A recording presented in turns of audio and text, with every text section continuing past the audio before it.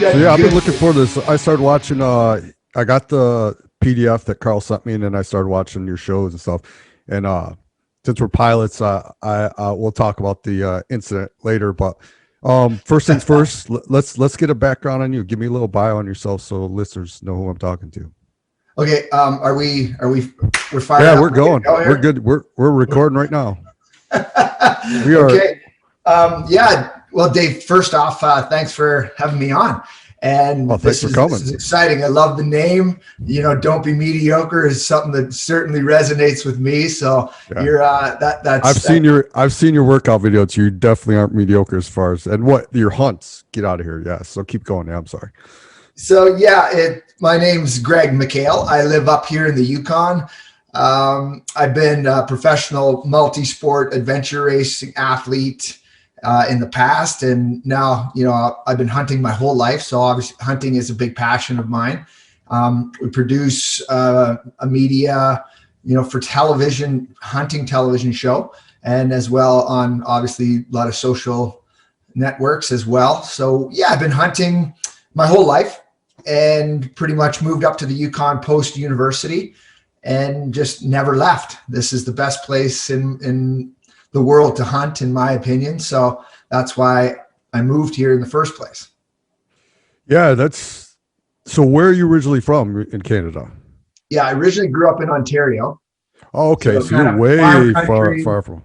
Okay. Yeah, I'm 6,000 kilometers from where I grew up, but farm country boy. I just grew up in a small town, spent all my time out on the grandparents' farm, just kind of grew up in, very rural Canada. How did you end up, what made you decide to move to the Yukon? Just hunting there, and you liked the area, or? Yeah, you know what? After it was Ontario, after university, it was kind of one of those things that, we needed more. My wife now, girlfriend at the time, it was just, we were looking for adventure, and not 100% specifically for hunting, but just the outdoors, wild places. And there isn't any place that's more wild in our country than the Yukon. And it seems like you use every method of accessibility to get out. I mean, you walk, you ride a bike, you kayak, you fly. I haven't seen you use horses yet, but I mean, everything that's possible. So getting into the hunting part, because you go way with that dog sled for your bison hunt. You guys were covering there. You said it was like a jog for them. So it was like only 30 miles a day they were covering the dogs, or? Yeah, I think around 30 miles a day we were covering, and they're just athletes. These are just, these canine athletes that we use. They're just amazing animals, and they're built for this, right? And you hook them up to a sled, and you can go way back, and it's a pretty amazing way to hunt. I really enjoy it because I don't get, I only kind of do it once every year or so on a bison hunt, but they're just it's just a unique way to hunt, and you can move through the wilderness so quietly, right up until those dogs are ready to go in the morning, and then they're pretty noisy. But and that hunt was in the springtime, right? Because you were talking about how the water and the ice and slush and so bison hunts are in spring in Canada. Well, I mean, you can bison hunt almost all year round. Okay. Summertime you can't, because the accessibility to the bison, and you get one of those big animals on the ground and it's hot, it can go south on you real quick. So predominantly hunting for bison starts in the fall and goes right up until the end of March. So that springtime here is really great time to hunt for bison because there's a lot of daylight. Whereas right now we've got this short window of daylight up here, so that you just, by the time you actually find one to make a stock on it, and certainly for film, it's just much more challenging because you're just running on just low daylight and the film isn't crisp. And that's one of the most important things to us, is to be able to, Right. to be able to showcase exactly what it is that we're doing and do it in a cinematic style. So yeah, the short days of this time of year would add definitely a challenge to bison hunting, that just for filming as much as anything else. Have you read Steve Rinella's book, excuse me? book, American Bison, American Buffalo, I believe it's called. Yeah. Have you No, read I, that? I haven't read his book. No. It's really good, but I when you were out hunting those bison and you saw that first herd, there's several. There's probably, and you were watching. You said you were watching that one for the longest time, and it turned out to be a cow. There was probably, I don't know, maybe like 30 in that group or something. But did you, in your mind, were you thinking? Because this is what I thought when I saw it. I go, they used to blanket the entire landscape, and now there's like little groups of them. So they're, back in the Yeah. like a little over 100 years ago, there were like 50 million buffalo that got just wiped out. It's actually hard to imagine where, especially the way I hunt them here and the way that they live, and they're in the Yukon, they're such a hardy animal that to try to wipe them out in the Yukon would be far more difficult than say on Oh the hell plain, yeah. because these animals, like, they can literally be at the tops of the mountains in the middle of the winter, just moving snow and grazing, and then they can also be down in the bush and the timber and the swamps, and they're just such a hardy animal that can be anywhere in the Yukon, and it's hard to they're actually not that easy to hunt. So, obviously when you look at the plains bison, the numbers that there used to be is incredible. For them to get wiped out is, yeah, it's a travesty in a lot of ways, but it's also hard to imagine, especially the way I hunt them up here. So your show's been out, this is 4 seasons you got so far. We just finished producing season 4, so we're going into 5 here on our Oh, next bison hunt. so so obviously hunting's been your passion. You've done it all your life. When did you start posting videos, and that's how people found you and got a TV show, or how did your TV show come about? Really, it was kind of both feed in. One of my great friends, Ryan Leaf, he actually works with Jim Shockey, and so Ryan and I, the plan was we were going to do this together, and we talked about it for a number of years as we were hunting. It was like, you know what? People don't really get to see this do-it-yourself hunting style in the Yukon, because everybody that produces a hunting show comes up here from the lower 48 or Right. southern on Canada, and they come up and they have to do a guided hunt. So we just thought, you know what, this would be a great idea. And we talked about it, and at one point it was just like, okay, I got to do this. Ryan went off and worked for Jim, and is a huge part of Jim's team. So I made the decision that, you know what, I'm going to do this. And I had got a couple great guys that I work with, those Dave and Carl, and it was like, all right, fellas, let's make this happen. So we just started producing. Really, we had no idea what we were doing. It was pick up cameras, let's go and tell the story, and let's produce. Oh, it just froze on me. I wonder if I lost you.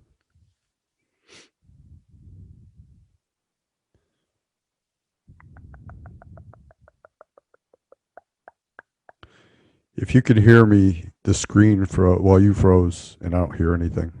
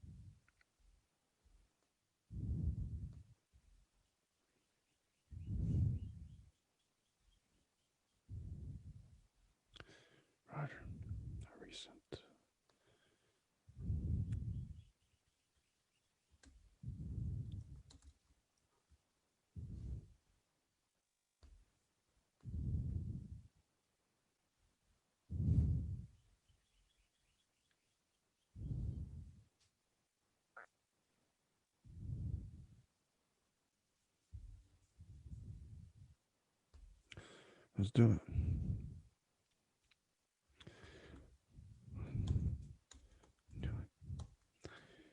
Think.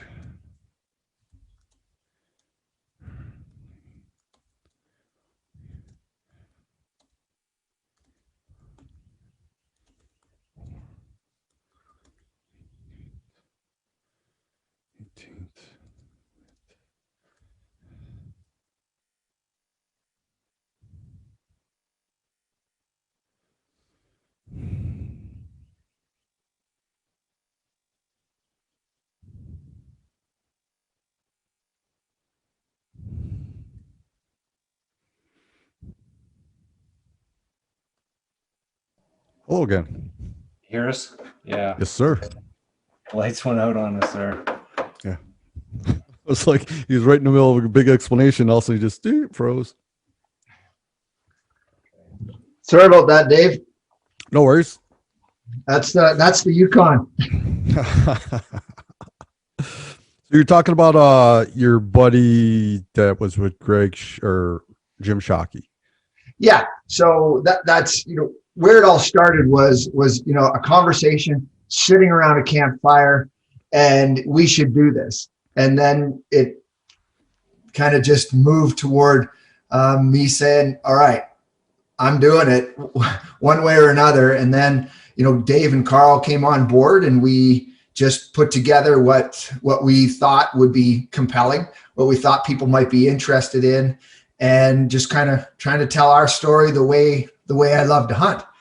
And that's what took it from just like adventure racing style of hunting, really, that I really enjoy, is like pushing the body, pushing the physical limits, mental limits, the limits of equipment, like all of these things, just trying to go further and get back into places that people don't go. Yeah. Speaking of pushing yourself mentally and equipment, back to the Bison hunt with the dog sled. That first night you guys camped out, what did you sleep on? Because you put pine bows down and then you laid down. You didn't have a tent right there. What were you? Did you have some kind of? Yeah, quite often it's super easy to, like, if you know that maybe it's not gonna snow, or even if it is gonna snow, just a tarp.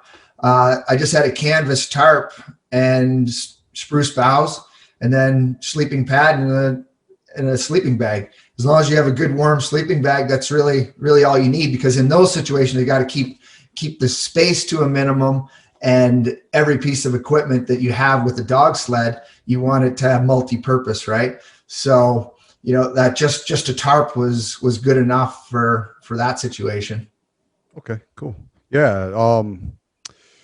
So when you started out hunting, and then you got your hunting show, and I really, one thing that you're very candid on it too, when you shot that ram that you were after for 4 years, and you said, I'm a trophy hunter and I'm not ashamed to admit it. But then you kind of elaborated that it's the trophy is the hunt. Is that what you meant by, even though you got that animal, it was the experience of the whole process of getting that animal? That's the whole trophy. Yeah, for me, the term trophy hunting actually has this bad stigma that it absolutely should not. Like, because everybody hunts for their own reason. Now, whether it's to put a mount on the wall, and that's the reason you're looking for a score, or it's put meat in the freezer, or you don't care about either one and you want to go out with your friends and enjoy an experience in the wilderness, like, that is the trophy. And like, the reality is, you can look around my house, and like right now, I don't have a single mount in my house. And I have 20 rams, sitting in my garage. The point of it for me is getting out there, pushing yourself, and enjoying this experience with the people you want to be with, and just going hard and experiencing it every day. Now, I do have mounts, but they're just none. I don't need a reminder of it every day in my house. But that's really what it is for me. It's the experience. And when somebody says that I'm a trophy hunter, when people look down on them, they're looking down on them because I don't think they have, necessarily a real understanding of what hunting is and really what it can be to different people. Oh yeah, I've dealt where you tell someone you hunt and they're either like cool, but the ones that are against it, they immediately think you just kill. You're just Yeah. out to kill things, and it's like, okay, number one, no. My father always taught me everything serves a purpose, so I'm not just gonna kill. I've seen rattlesnakes. I'm here in Texas. I'm not gonna. I remember posting a picture. I'd come across a rattlesnake. I was bow hunting for turkeys, and I'm walking through this thick cedar, and then all of a sudden I saw the tail, and I was, this fear goes through you. But it felt my footsteps. That's why I was escaping, and I went underneath the tree and coiled up, and I took a picture of it, and I posted it. And the amount of, oh, you should kill it, and I'm like, it's not. Why? I don't know. People, I don't know if they think they're gonna hunt. They're coming after you, but yeah, he was doing what naturally, because defending himself, just coiling up to let you know, dude, don't F with me, because you know. And so I stayed my distance, and I was just, it was cool to see this animal not doing anything other than trying to get away from me.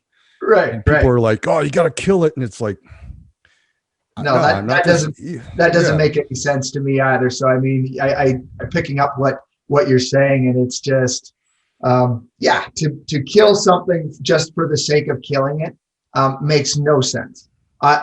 There's no way that I can justify or get behind anybody that calls himself a hunter if that's the mentality that they're using.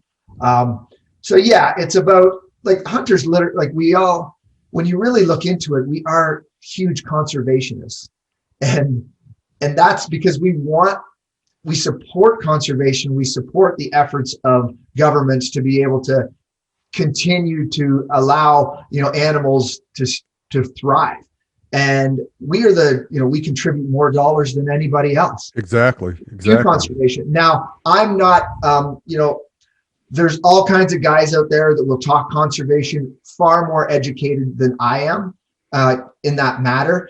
And I can leave the conservation to those guys. Like, there's guys like, Blood Origins, these people that are really working hard, and, the Kuyu's got their project, Kuyu Conservation Project. Now, these are organized, Wild Sheep Foundation, all of these organizations that are there to support wildlife. And that's what hunters provide. Now, my plan, or my goal, is to be able to provide hunters with something else, some motivation, some drive to get out into the wilderness, to experience these things and become great conservationists.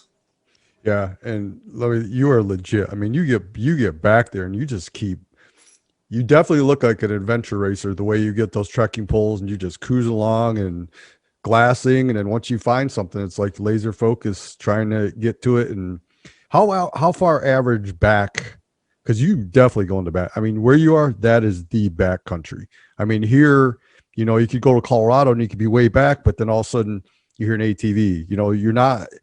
It's so sometimes you can't escape people, even if you think you're far enough back, but it was just you back there, you and your crew. And I mean, you're way back there. Well, it was like when I grew up in Ontario, it was similar to kind of, I guess, to what you're describing. You felt you were getting, even if you're trying to get away, you couldn't get away far enough. And I knew from a young age that I needed for inside, I needed to get away. I needed to feel the wild, to feel real adventure. And that's why once somebody gets a taste of hunting in the Yukon or Alaska, you can't get it out of your blood, because if you have this passion to get away and then you do, it's like, wow, that was something that you can't really describe until you do it. So as soon as I did it and I moved to the Yukon, knowing that I needed that, there's just no turning back. You can't turn the switch off. So you hunt several game too. Like, I believe I read 11 different tags you guys pick up during, and yeah. we What can is pretty your? much get everything over the counter. Oh, really? So it is. The Yukon. That's pub. Is that public land where you hunt? Like all way out there, Yeah, national forests and stuff like that. everything is. You got to put it into perspective. Like we're the size of I think Texas or something, or maybe larger than, and we have 40,000 people. We're running That's into nice. some. We've had some electrical issues in the Yukon. This is the Yukon.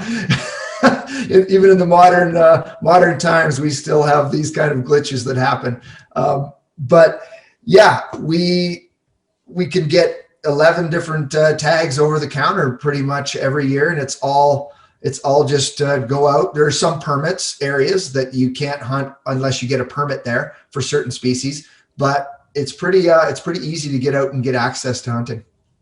I didn't realize. I always pictured caribou. Every time you see a caribou hunt, it's always on the tundra. I didn't realize they were in mountainous country as well. Yeah, definitely. We've got some, mountain caribou, which there are all over the Yukon. Once you start to move to the north, then you get into the barren ground caribou. But yeah, the biggest caribou species is the mountain caribou, which are fantastic to hunt. Seems like they'd have to be harder to live up in the mountains. So, what is your? I'm guessing sheep is probably your number one animal that you like to hunt, because the way Yeah. again going back to that one hunt when you got that, how random is that? You've been after this ram for 4 years, I believe you said, and then you spook him and you think you messed it up, and then you circle around and he comes walking right to you. I mean, being served up, and to see you how emotional you got after that shows that you really, you're very passionate about what you do, but you understand the meaning of that shot and what he said, it's unfortunate that it has to end here, but you got really emotional after that hunt. Yeah, no, that was a big deal for me because I just put a lot of effort, a lot of time, and a lot of effort into that particular ram, where I was just watching it year after year and just waiting. And it gets to a point where that dominant ram in the group, and he's 11 years old, and you don't know, will he make another year? And so all winter long you let him go past that 10 years old, and you just don't know, and you're kind of going, well, this is the gamble I'm playing. I got 3 years into him now, and I think that he deserves one more before I go after it, and then for it to turn out the way that it did, was pretty amazing for me, and it still is. You're just thinking about it, the amount of effort that I put into that particular ram, and then to be able to actually take him was special. They have good eyesight, sheep. They have really good eyesight. I believe that they kind of say that it's kind of equivalent to like an 8 to 10 power binoculars. Okay. Yeah. Cause when you guys spooked them that initial time, and then you made sure like one at a time, we're going to move one by one, and I'll signal you when to come to make sure. And then every time you're checking to see if they're still there. And then sure enough, they were. But yeah, you guys were very meticulous of evading their eyesight. So I figured I've never hunted sheep. Yeah. So I was presuming that they had really good eyesight. Now, is Dall sheep the dominant sheep in Canada, or are there also bighorn as well? Well, we have bighorn, we have Dalls, and stone sheep. So Dall sheep are the most prevalent, and majority of Dall sheep are in Northwest Territories and the Yukon. So when you start to talk about bighorns, you're talking Alberta, BC, and then stone sheep, you're looking at British Columbia and some in the Yukon. So, but predominantly it's Dalls, yeah. Nice. All right, now let's talk about your fitness, because that's the first thing I started seeing on your Instagrams is all your, there's guys who are intense, and like you're like intense times 2, 3, 4, 5, 6, 7, 8, 9, 10, because you're just there pushing yourself, doing body weight exercises. I think I've a couple times seen your kids involved with you doing some exercise and stuff. But and you also do the ultra, like the those races, like adventure racing. Yeah, adventure racing was my sport. So to I guess explain my background and where I came to or from to where it is now is that I used to so adventure racing is multiple sports in one race. So it's typically paddling, like kayaking, it's mountain biking, and then it's running or trekking. And all these races are cross country, and all the time while you're navigating by map and compass. So there's no marked route. You just have to make your way from checkpoint to checkpoint over the course of my style of racing was what they would consider expedition racing, kind of 4 to 10 day races. And these races start and they don't stop until you hit all the checkpoints, and then you finish the course. So just an heavy endurance racing style. So these, very little sleep, very little equipment. It's just kind of a lot of suffering. So that's kind of where I guess I really honed my skills for mental strength that, just make life so much easier. Now I started out big wall climbing, mountaineering, just kind of suffering in the mountains that way. And then just kind of took it to a whole different level through adventure racing and trying to bring that into the style of hunting that I do. Have you ever tried to get on that show? Is it Amazing? Well, that's not really adventure racing though. Is it that Amazing Race TV show? Is that? Yeah, no, I've never tried. I don't know if it's kind of, I guess it's not. I've seen bits and pieces of it, but I watched one where this guy ended up getting, I forgot where they were, but they came to some town and this random dog came up to him, some stray dog, and the town people didn't like him stuff. And he started following this group of adventure racers.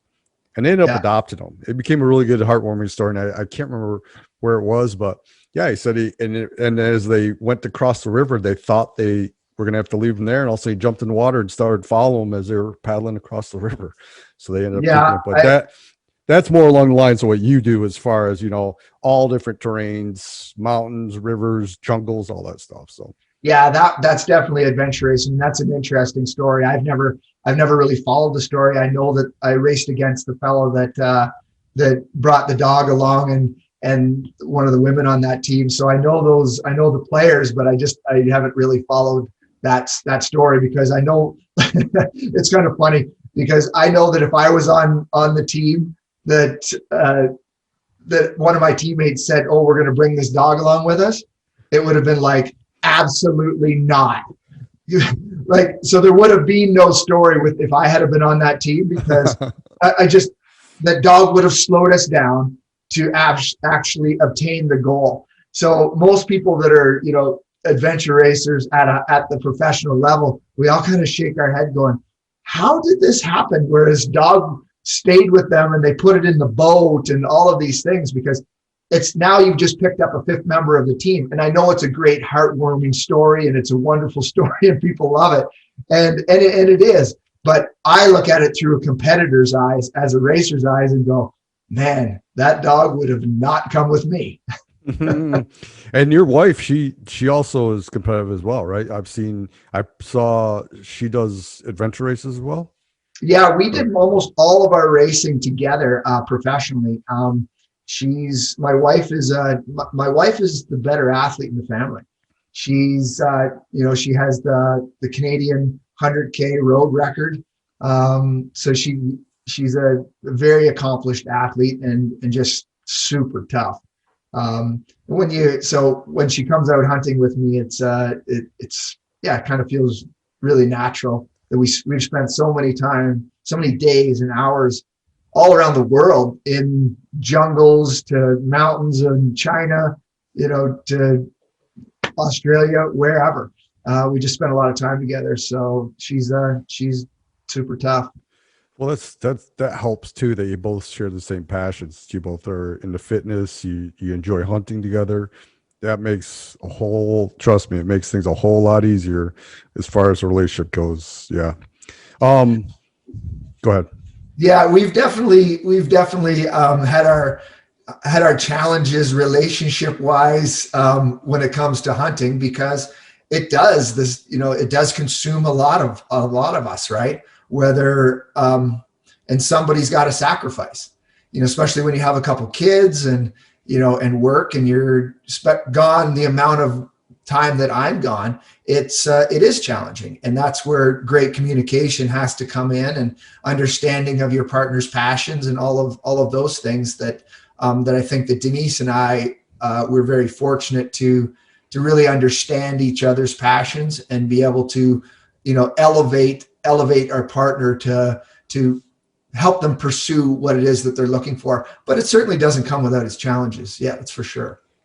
Yeah, and all your training is very specific. I mean, you do very high intensity endurance type workouts like body weight. I see you do a lot of body weight exercises. I love, and it didn't really click until I saw your hunting videos when you were doing the rowing, like as if you're kayaking. You actually use similar style. I don't know. I'm guessing the machine is built that way so you can use it as if you're doing kayaking. So it makes it's a kayak specific right. machine that we have had for a number of years, just because in the Yukon our winter is so long, and we're going down to Australia to compete. We haven't been on the water for months where to be able to actually kayak. So we had to incorporate these machines into our everyday workouts so that once we get to Australia in February, then we can, we're not just, we're not relying on some other body movements to be able to simulate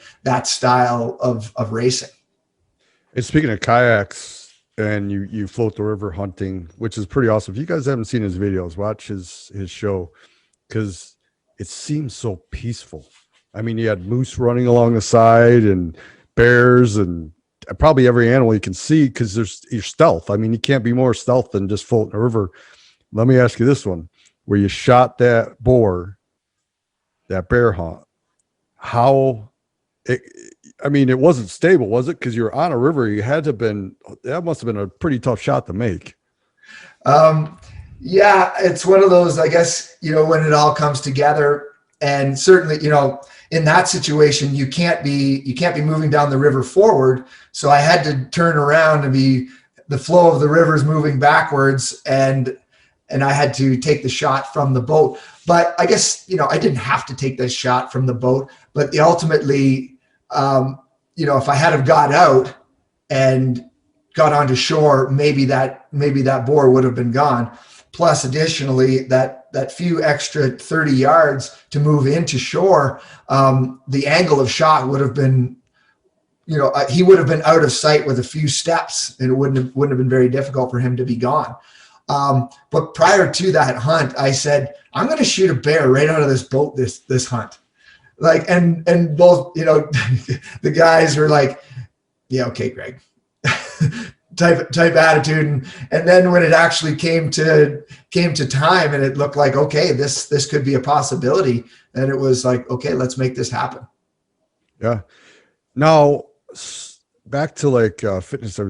When you go to the backcountry, what do you eat? Like, what kind of foods do you normally do? You pack a lot of food? What kind of foods do you normally eat? Nuts and beef jerky, stuff like that? Or you know what?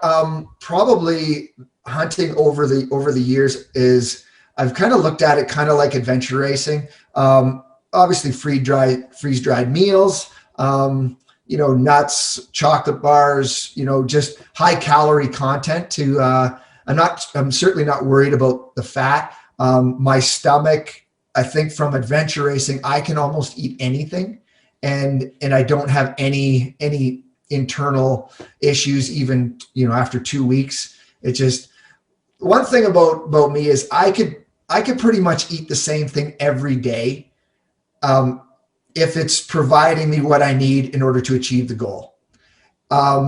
So I don't think I eat anything that's incredibly, different from most backpack sheep hunters or backpack hunters. It's just trying to create the most calories for the lightest weight. Gotcha. And then another thing about fitness, so your crew, have you ever hunted with anyone that wasn't in shape? Like they were like dragging behind, like that dog, for example.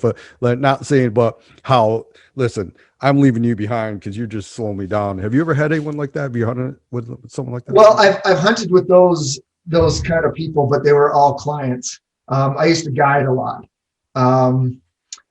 And well, I should say they were all clients. Early on in my sheep years, I certainly took some people into the mountains that I didn't do my homework, in that I didn't know what kind of fitness level they were in.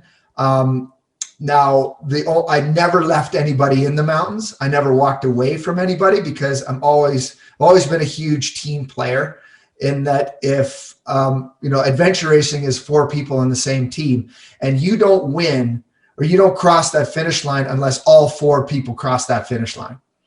So for me, team sports has always been a huge part of my life. And that's one of those things that it's kind of like no man gets left behind. So, but what I've learned is that don't go into the mountains with somebody that, if we're both trying to achieve the same goal, if the goal is to get them a sheep, that's completely different. If the goal is to get both of us a sheep, then you really want to go into the mountains with somebody that is capable of doing the work that it's going to take for everyone to walk out of there with success.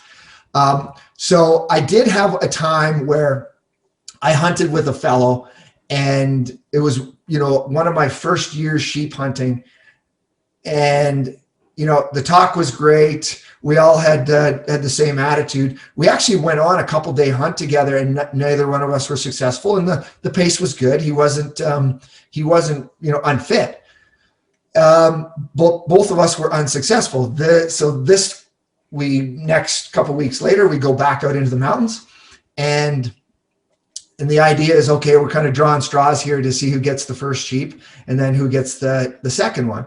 So the plan was he pulls the long straw, so he gets the first sheep.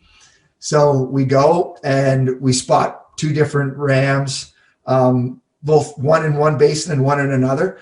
So we go and he shoots the first sheep, and we get it on the ground, and we gut it.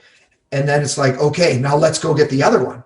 And it was just like, no, we're not going with you to get that other one. It's like, let's take care of this one. And I'm like, right. Well, we can get both of them done right now.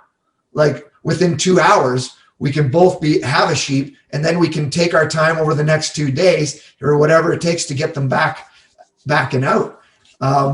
But yeah, it wasn't, he wasn't interested in that. He wanted to leave, essentially. So that was one of those situations where I look back and I wish that hadn't been the way it was in the mountains. Nonetheless, I've learned a lot since then, and I do not go into the mountains with anybody that's not capable of either mentally handling it or physically and mentally handling it.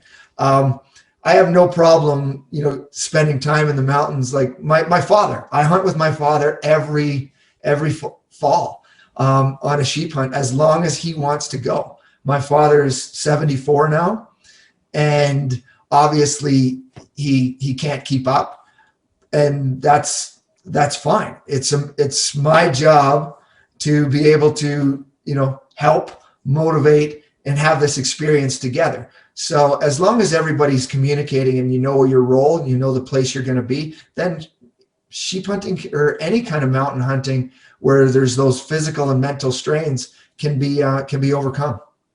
Yeah, the mountains are definitely a different ball game. And your father, I saw that one sheep hunt where when he shot the ram, how excited you were, just there, no gun in hand. You were just so excited for him. You roll over. You're like, give me a hug, because I don't think your father wanted to hug. You're like, hug me. Yeah, because you were more excited your father was.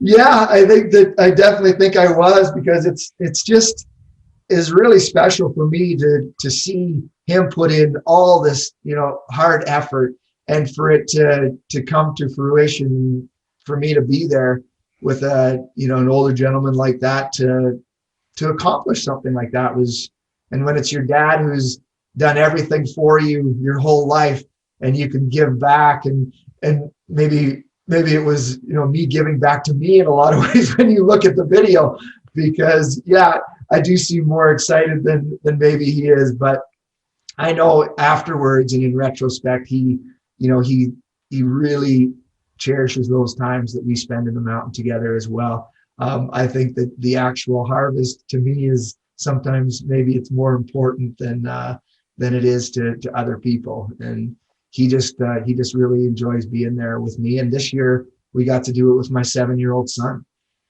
So Very cool. the three of us this past year, the three of us got out sheep hunting, and I got to see, multi generations of the McHales working hard in the mountains, and I was really impressed with my father again, and really impressed with my 7-year-old son. So it was a great experience.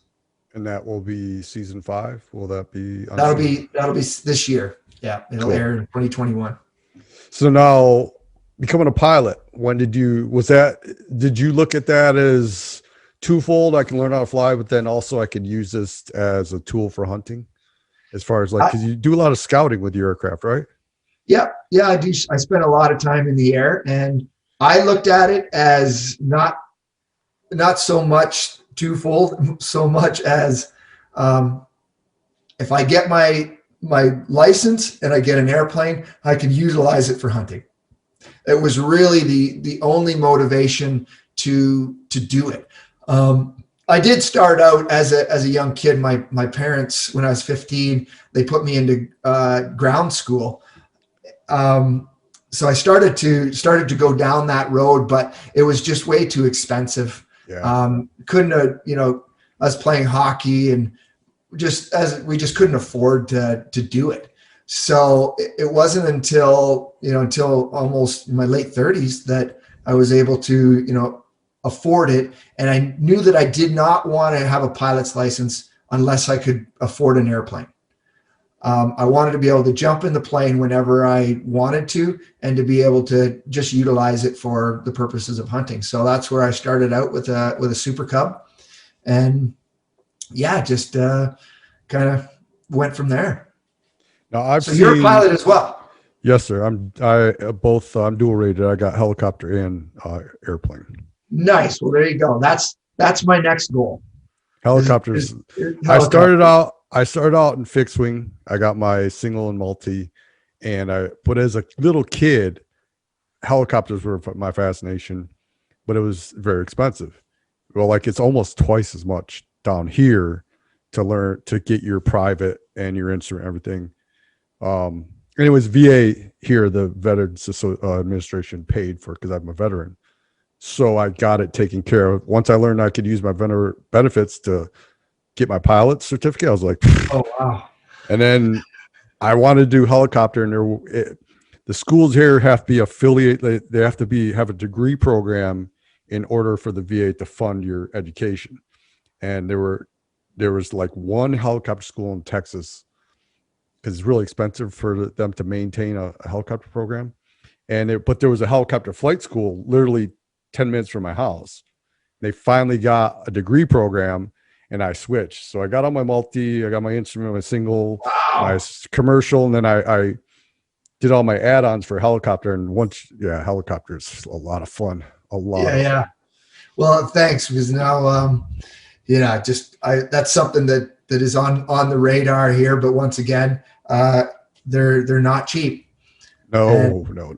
And it's maintenance too. The maintenance on a helicopter is really much more. That's the one downfall. I mean, that's something I would look at as if I was to get an aircraft. I'd love to, but they're very expensive, number one, and the maintenance on a helicopter is really expensive. Yeah. So until that day, Super Cub and the Cessna 185 are kind of my two go-to airplanes here in the Yukon. Now, because I've looked at the bush pilot courses and stuff, and I've seen videos. Can you land literally on a piece, almost like a helicopter? I've seen some of these guys drop that Cub, boom, right on just a small piece of land on a river, and then literally just turn around, full power, brakes on, and just short field takeoff, almost like a helicopter. Just boom, pops right up. No, they're amazing aircraft, the Super Cub for sure. Now, obviously, it depends on what's underneath the hood. There's a lot of factors, how much wind you're flying Right. into. All of those things are going to affect the amount of distance that it takes for you to get out of there once you hit the ground. But yeah, like easy, just on an even normal day, lightweight, you're shut her down within 100, 150 feet for sure. And then you're usually off the ground in about the same.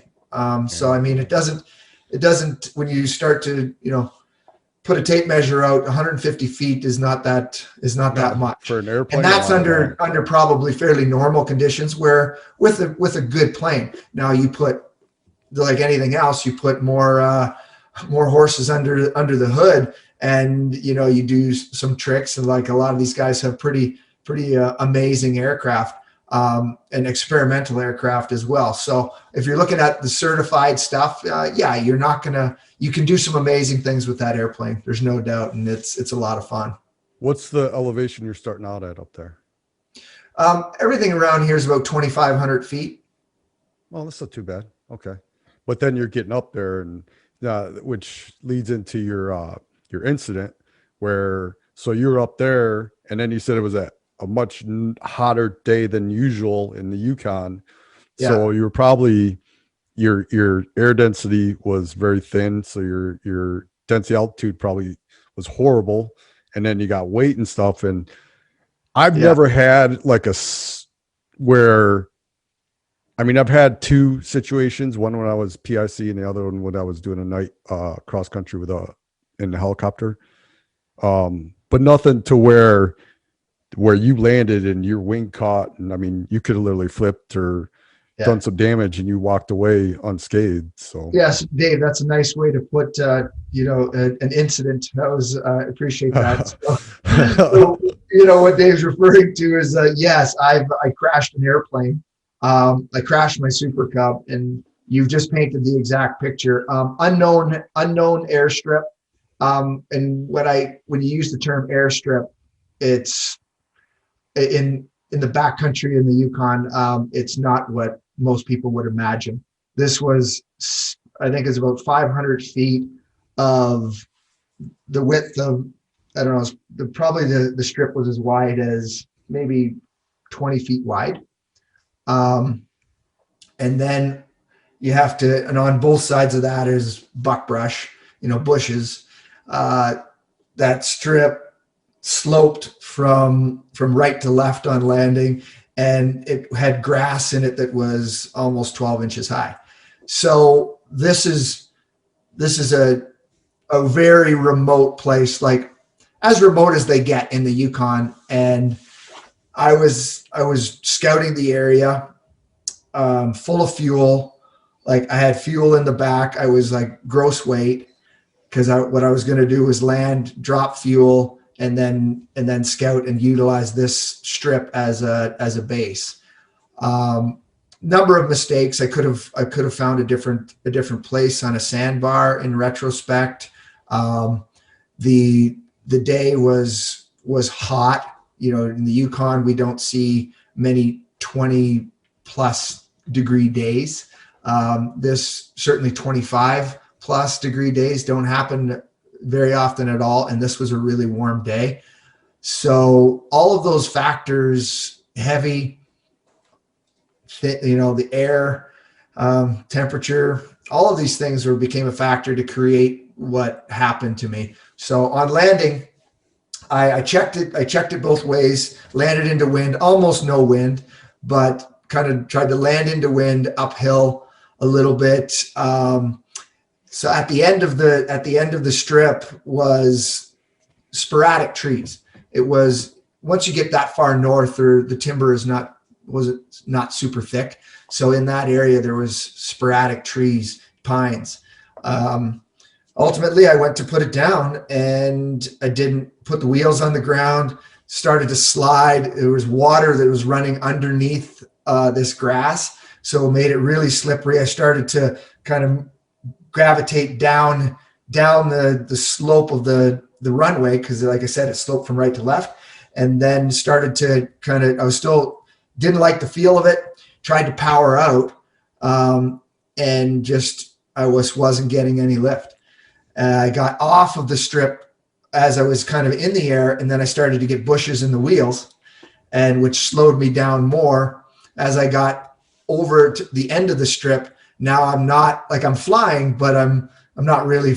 I've got no speed, and I can't make it much of a turn. And the top of the trees coming at me. And I don't want to turn the plane. I really don't want to, turn the plane at all. I need to keep straight and level for the most part. Otherwise I'll stall it. I'm just right on the edge of stall. And I clipped the strut, which is the bar that comes from the fuselage of the plane up to the wing. So I clipped this, as you know, I clipped the strut with the top 12 inches of the tree. And that was just enough to just slow me down that much more that I just started to sink. So I slowly was like on the edge of that stall, making a turn to the left, which would have got me over top of the lake, where I felt that maybe if I could get into ground effect over top of that lake, I could power up and I would be able to get out of there. And I just couldn't do it. And I almost got to the lake, and then I had to just brace for impact because this is what's happening. So I put it. We solo? Yeah. Oh, okay. Yeah. So I was by myself. Yeah. Were your radios working? Could you talk to people or no? There's no one to talk to. So do you have like an InReach or GPS, some kind of communicator? Yeah, I had an InReach up like where I was, like 200 miles from the nearest road type thing. Oh, damn. So you were out there. There is no one coming. There's no one to talk to. Anytime soon. Yeah. So yeah, I put it, I tried to bring it in as soft as I could. And anyways, how it ended up was my right wing in the mud, right on the edge of the lake. And that's where the plane stayed for the next, actually, couple months. Oh, no shit. Because you got it fixed. But how did they get it out? They had to come in with a helicopter, and they had to sling it out. Oh, no shit. Huh. Yeah. Wow. So that's the beauty of those InReaches, though. Obviously you carry one of those all the time, stuff, because you go way. Yeah. Okay. Yeah, I carry an InReach that's good. And a sat phone because you can't be there. Well, you can. I mean, but in that situation, if you crash it and nobody really knows where you are, there's only, you can stay in one place and hope that somebody shows up, that somebody flies over, or the search and rescue. Now, my wife knew roughly where I was, so I could have done that, but it would have been days, probably before anybody really got there. But with those, InReach and sat phone, it's just dial it up and you're good. So when you go out scouting, when you locate animals, you'll mark it with a GPS so you know where to reach it from the ground? Is that how you do it? Yeah, pretty much. If I see something that is special, then I'll know where it is. Lots of times I just go out flying to look at new areas too. Just that's one of the things I really like to do, is just to get into areas that I've never been before. Because that's part of the excitement, to go to the same spot year after year, hunting the same animal in that spot. For me, if you've got a really great spot for moose or something that produces big moose, it makes sense to utilize that area. But a big part of it for me is the adventure. Do you strictly use rifle, or because I know you're an archer too? Do you mainly rifle? Yeah, mainly everything's rifle. I really enjoy bow hunting. I've taken a couple really good rams with my bow, and I try to do most of my moose hunting with the bow, but predominantly it's rifle hunting. Yeah. So if you're worried about ram's eyesight and you have a rifle, how close do you have to be with a bow and then be able to draw that bow without that ram seeing you? Because how many rams were in that group when you were that 4-year, that one you just Yeah. shot, that 4-year, how many rams were there? Because I think there was like 14 or so in that group. so And that's 28 eyes. that would be like extremely difficult to get in on that group with a bow in the setting that they were in. Extremely difficult. So yeah, it's far harder. I've taken both of my sheep under 25 yards. The one was in a group of 6, and then the other, the biggest ram I took was by itself. So it has to be in the right area at the right time. It has to be bedded down where in steep country where you can, work your way down to it. And there has to be enough undulation in the terrain, rocks and boulders and stuff that you can creep down to it. And that's really the ticket to success for hunting sheep with the bow, I think. Do you have someone with you when you're bow hunting who if you're stalking it, will they kind of stay low and glass it and make sure where it's at and then kind of direct you on where to go? Or yeah, I've never actually taken a sheep on camera with the bow. This was all pre-hunting sheep with cameras. So I never really have utilized that kind of, spot and stock type scenario where you could use somebody else for direction. So sweet. Well, you're definitely living I envy where you're living, number one, and you get to hunt all the time, and you're in beautiful country with nobody. That's I went to Idaho this fall for elk, and if I was hunting people, it would have been great because they're all over the place. Yeah. I saw one bull. It's not by happenstance. Like, there's not many people out there are willing to move to Alaska to get away from everybody, right? Like, you don't just move to the Yukon without, there's got to be a good reason. And if hunting is that important to you, then it's enough. And that's, kind of the adventure was that important to me and hunting. So, you move to a place that has -40 winters and, long cold days. And there are a lot of benefits, and hunting is one of those benefits, and beautiful summers without many people. But the drawbacks are those temperatures and long cold winters that with very little daylight. So, you have to be willing. It's a give and take, right? Right. So what can we expect in season 5? What kind of hunts do we got going on? Yeah, we're still in the planning process for this year. It's going to start out with a bison hunt, and the game plan is to do it with dog team again, because it's just so much fun. So that's how the season's going to start out. I know that I want to get back out with my dad as long as he will go hunting with me. I'm going to be willing to take him. He's a bit of a character for sure. Him and I have a lot of great conversations, and we have a lot of times where we're probably shaking our head at each other. But yeah, so those are, and I know that I'm going to hunt stone sheep with my wife. So yeah, I've got a game plan in place, and we'll just kind of see how the season rolls. But yeah, a lot of good hunts planned for sure. Cool. One last question, because I've been thinking about this, because you remind me back with the dog sled, because I saw with dog sleds, and they look so excited. Like, they start howling and getting all amped up because they know they're going to start working. And then I started thinking about, because there's always a negative side where someone's like, oh, it's so cool. Do you get a lot of shit? Do you get people like, I'm sure you get hate mail and stuff. Don't you get comments where you know what, Dave? No?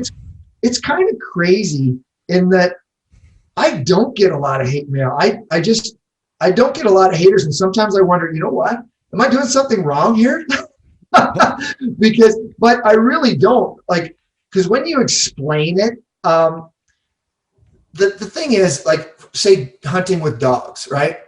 like everyone thinks that, their dog is part of their family, and great. They very well can be. I've had a lot of great dogs, but these dogs are built for one thing. Like, it's like taking the man out of a man. Right. Like you can't do it. For the most part, we all have certain things that drive us, that make us different from women for the most part. And that's the same as the dogs, these huskies, these dogs that are bred and built for one thing, and that's to run and to pull.